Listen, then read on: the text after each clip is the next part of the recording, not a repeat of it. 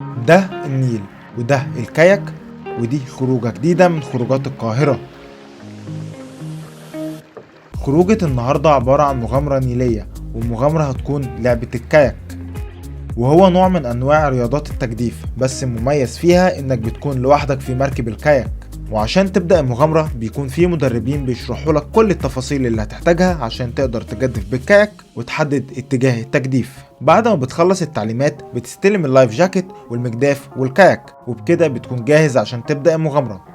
ولما تبدأ تجدف هتتفاجئ بسهولة الكاياك وإنك قدرت تنفذ تعليمات المدربين، وبكده بتبدأ المغامرة الحقيقية وسط جمال النيل. انا دلوقتي في الكاياك على النيل في الزمالك. الخروجه بالظبط دي مكلفانا 100 جنيه. خروجه ممتعه جدا، انت هتلعب رياضه على النيل، هتستمتع بالجمال بتاع النيل، وهتلاقي بقى حاجات بتعدي وراك زي زيزو كده، وهتلاقي فلوكه بقى، وهتلاقي لانشات بتعدي وناس تانية بتلعب بحاجات تانية. والكاياك بامانه لعبه ممتعه جدا جدا جدا، انا انصح اي حد بصراحه يجي يجربها. الموضوع جميل جدا، حاجة جديدة، حاجة أول مرة أعملها بصراحة، بس الموضوع تحفة.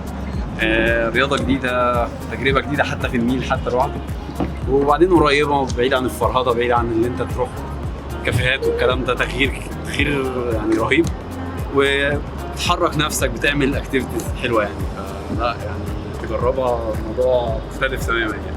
بس الحوار جامد. هو الموضوع حلو، بس ايه يعني عايز تاكل كويس قبل ما تيجي، فاهم؟ عشان انت ايه، وبلاش تلبس بقى ايه جينز وبتاع، البس مايو مثلا، حاجه خفيفه كده، عشان انت هتتغرق كده لبسك كله هيتبل. بس الموضوع لطيف والله. هات مش بتاع كده، ابعت كده ابعت.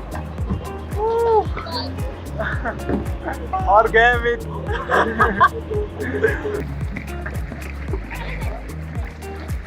في كافيهات اهو كمان على النيل. ايوه